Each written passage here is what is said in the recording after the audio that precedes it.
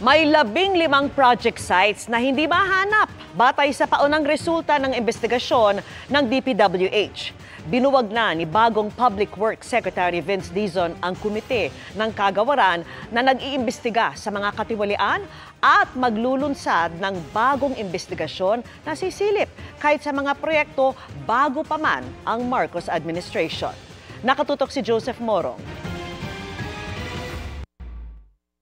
I'm leaving it with a clear conscience. I did the best that I can in my tenure. I don't have any regrets. Yan ang sinabi ni dating Department of Public Works and Highways Secretary Manuel Bonoan sa pagsasali ng kapangyarihan ng ahensya kay dating Transportation Secretary at ngayon ay bagong DPWH Secretary Vince Dizon.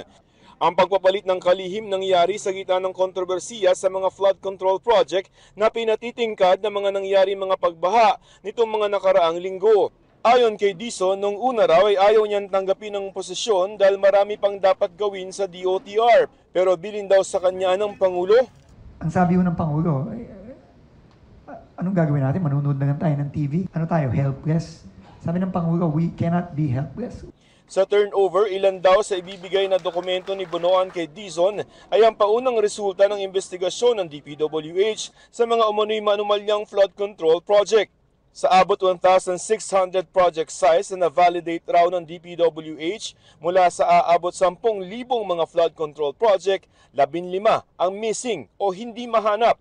Karamihan daw dito nasa 1st District ng Bulacan at nakakalat sa Regions 1, 2 at 3. Those project is actually that has already been validated and really found out not to be there. Submitted as completed and collected. The funds have been collected. The non-existent for the time being is actually just a matter of validating the locations of these projects that we are talking about. Ang mga itong ibibigay naman ng DPWH sa bubuing independent commission na mag-iimbestiga sa mga flood control project na ipinangako ng DPWH na susuportahan nila. Binuwag na ni Dizon ng Anti-Graft and Corrupt Practices Committee na binuo ni Bonoan. Ayon kay Dizon, hindi lamang ang mga flood control project simula 2022 ang sisilipin, kundi pati ang sa mga nakaraang administrasyon. This stretches even way earlier than 2018, 2017, 2016. Matagal na po itong mga ibang proyekto na ito. Ayon naman kay Bonoan, ang mga district engineer daw ang maaaring unang silipin, pati ba ang ilang mga opisyal ng gobyerno. Mga congressman, sir, mga senator who might be insertions. Sila ang siguro nag-initiate ng funding, some of them. Okay. Should they be investigated? Well, we'll see kung anong, I don't know if they may involvement sila. To hold people to account. And when he said hold people to account, he's talking about kung sino man ang responsable, have to be, kailangan managot. Naglilinis na rin sa DPWH.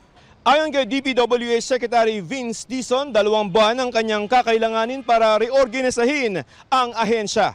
Nauna nang pinagsumite ni Dizon ng courtesy resignation ang mga opisyal ng DPWH kasama ang mga district engineer.